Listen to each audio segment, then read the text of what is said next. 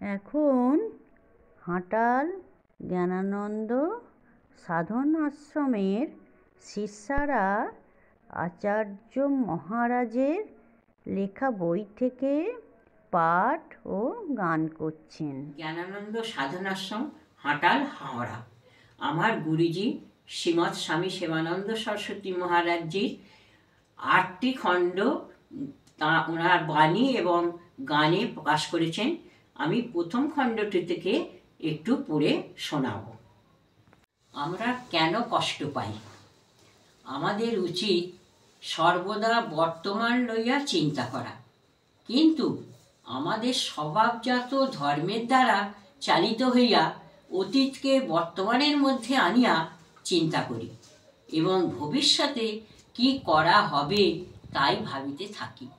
ফলে মনের মধ্যে দারুণ যন্ত্রণা অনুভূত হয় এবং দেহে ও মনে শান্তি পাই না। তাই মহাজ্ঞানী বাক্য হল অতীত মৃত এবং ভবিষ্যৎ চিন্তার অতীত, এই দুটি পরিত্যাজ্য। কেবল বর্তমানে আমি নিজ আত্মা স্থিত থাকিয়া পরমাত্মার চিন্তায় সদা ব্যস্ত থাকাটাই কর্তব্য, আর অন্য কিছু নয়। আহার শুদ্ধ হলে তবে শরীর সুস্থ থাকে। শরীর সুস্থ থাকলে মন শান্ত থাকে। মন শান্ত থাকলে বুদ্ধি খুলে যায়। বুদ্ধি খুলে গেলে বিবেক জাগ্রত হয়। বিবেক জাগ্রত হলে চৈতন্য সত্তার উদয় হয়। চৈতন্য সত্তা উদিত হলে তবেই নিজেকে চিনতে পারা যায়। তখন কেবলই আত্মবোধ, একেই জীবনমুক্ত অবস্থা বলে। ঠিক তখনই সর্বভূতে ঈশ্বর দর্শন হয়। হরি ওম তৎসৎ।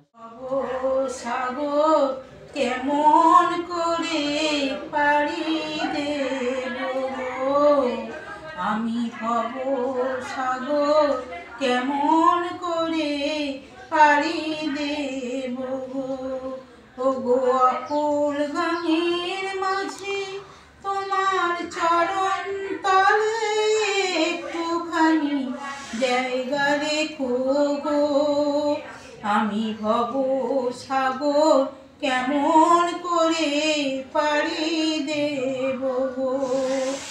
আমার নাই কোনো সম্বল, আমি অতিশয় দুর্বল।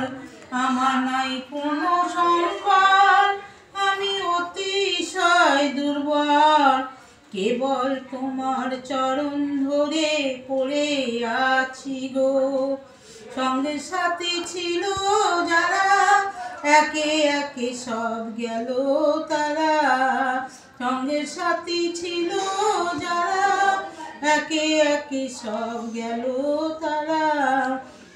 আমি প্রতি দিশে হারা, একটু আমায় দয়া করো গো আমি, ভব সাগর কেমন করে পাড়ি দেব গো।